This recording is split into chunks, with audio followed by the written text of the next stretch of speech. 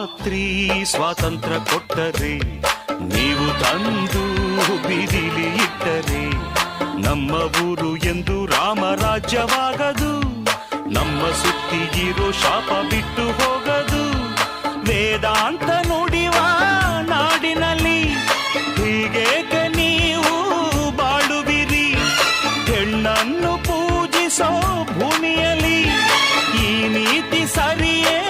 ಯೋಚಿಸಿರಿ. ಗಾಂಧಿ ಇದ್ದ ದೇಶ ನನ್ನದು, ಬುದ್ಧನಿದ್ದ ಭೂಮಿ ನನ್ನದು. ಹಾರೋಯ್ತೋ ಅಪಾರಿವಾಳ, ಹಳ್ಳಸೋಯ್ತೋ ಈ ರಸಗವಳ.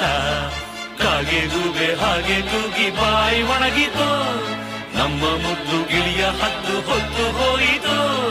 ಯಾರ್ಯಾರ ಚೆಲುವೆ ಎಲ್ಲಿ ಹಳ್ಳೋ, ಯಾರ್ಯಾರ ಋಣವು